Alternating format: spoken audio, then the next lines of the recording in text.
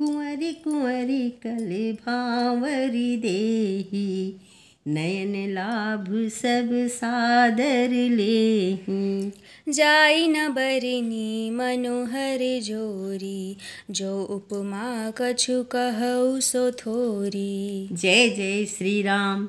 रामायण की कक्षा में आप सभी सनातनियों राम प्रेमियों का बहुत बहुत स्वागत है और हमारे गोपिका भक्ति ज्ञान सागर की रामायण की कक्षा में सभी का स्वागत है। आइए आगे सीखते पढ़ते हैं और सिखाते हैं। उससे पहले आपने हमारे जो पहले वीडियो को इतना सारा प्यार दिया है उसके लिए बहुत बहुत धन्यवाद। बहुत ऐसे ही धन्यवाद। हमारे साथ जुड़े रहिए और राम जी के आनंद को अपने अंदर भी आनंदित करिए।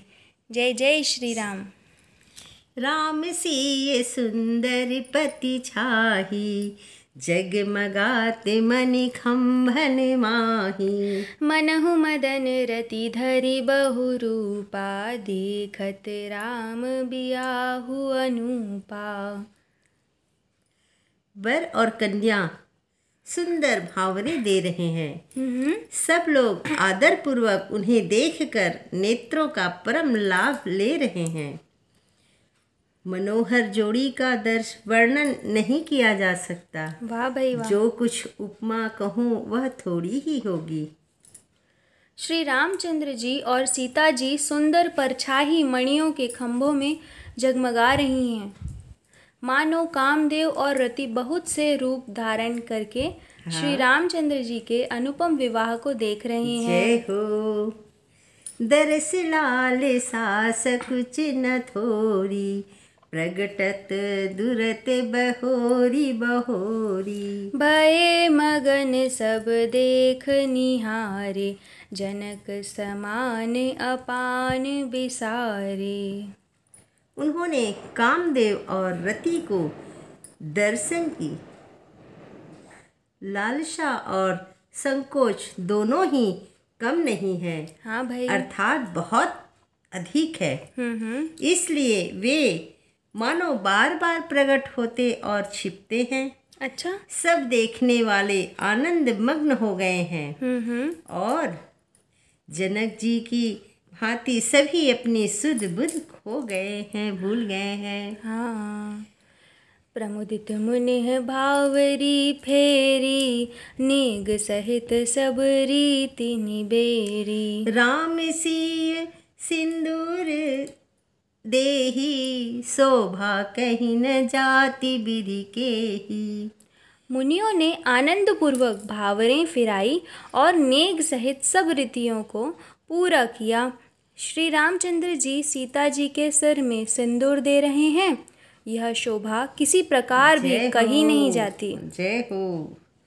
अरुण पराग जलजु भरिनी के, शशि भूप अहि लोभ अमी के। बहुरी वशिष्ठ दीनी अनुशासन, बरु दुल्हिनी बैठे एक आसन।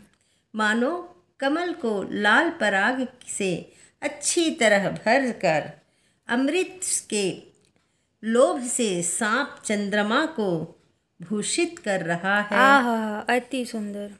यहाँ श्री राम जी के हाथ को कमल की और सिंदूर के पराग को श्री राम जी की श्याम भुजाओं को सांप की अनुपमा दी गई है और सीता जी के मुख को चंद्रमा की अनुपमा दी गई। आहा।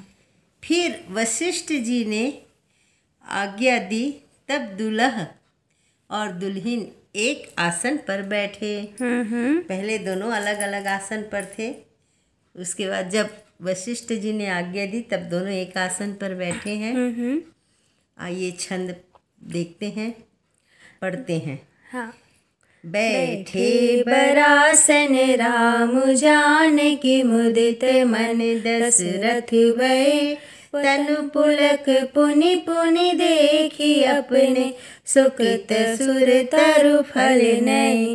भरी भुवन रहा उछाहु, राम विवाह भा सब ही कहा। केहि भांति बरनी बिसरात रसना, एक यहु मंगल महा। श्री रामचंद्र जी और जानकी जी श्रेष्ठ आसन पर बैठे। उन्हें देखकर दशरथ जी मन में बहुत आनंदित हुए। अपने सुकृत रूपी कल्पवृक्ष में नए फल आए देखकर उनका शरीर बार बार पुलकित हो रहा है। हाँ 14 भुवनों में उत्साह भर गया। सबने कहा कि श्री रामचंद्र जी का विवाह हो गया। जीव एक है और यह मंगल महान है। फिर भला वह वर्णन करके किस प्रकार समाप्त किया जा सकता है? हाँ जी, नहीं हो सकता है। तब जनक पाई वशिष्ठ आयुष ब्याह साज संवारी के मांडवी सुकृति उर्मिला कुंवरी लई हकारी के सुकेतु कन्या प्रथम जो गुणशील सुख शोभामयी सब रीति प्रीति समेत करी सो ब्याह निप भर तहि दई। तब वशिष्ठ जी की आज्ञा पाकर जनक जी ने विवाह का सामान सजाकर जय हो मांडवी जी, श्रुतकीर्ति जी, उर्मिला जी इन तीनों राजकुमारियों को बुला लिया। हाँ कुशध्वज की बड़ी कन्या मांडवी जी को जो गुण, शील, सुख और शोभा की रूप थी, राजा जनक ने प्रेम पूर्वक सब रीतियां करके भरत जी को ब्याह दिया। जानकी लघु भामिनी सकल सुंदरी शिरोमणि जानिके सो तनय देहि बिहाहि लखन सकल विधि सन्मानी के जेहि नाम सुकीर्ति सुलोचनी सुमुखी सब गुण अगारी जो दई रिपुसूदनहि भूपति स्वरूप शील उजार गरी। जानकी जी की छोटी बहन उर्मिला जी को सब सुंदरियों में शिरोमणि जानकर उस कन्या को सब प्रकार से सम्मान करके लक्ष्मण जी को ब्याह दिया। और जिनका नाम श्रुतकीर्ति है और जो सुंदर नेत्रों वाली, सुंदर मुख वाली, सब गुणों की खान और रूप तथा शील में उजागर है, उनको राजा ने शत्रुघ्न को ब्याह दिया। जय हो।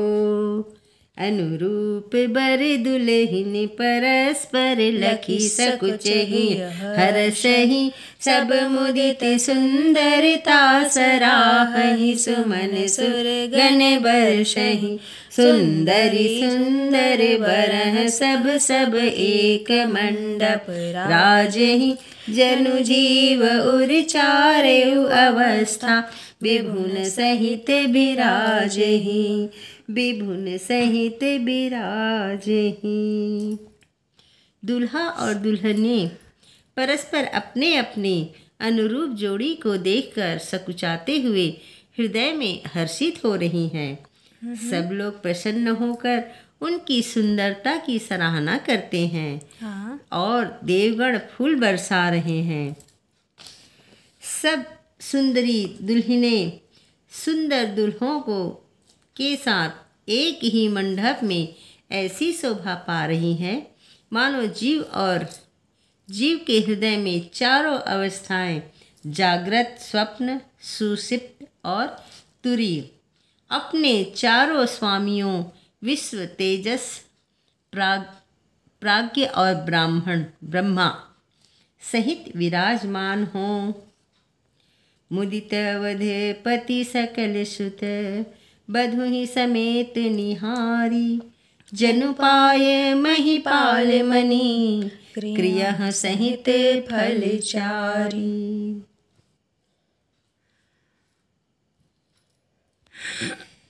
सब पुत्रों को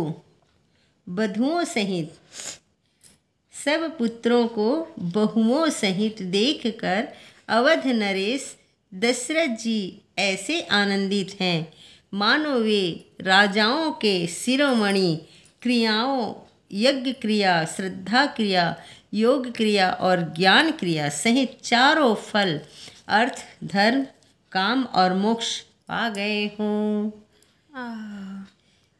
आज राजा दशरथ जी बहुत प्रसन्न हैं। उनके चारों पुत्र, चारों वधुओं को ले क्या विवाह हुआ है, चारों पुत्रों का एक साथ, तो बहुत आनंदमय है।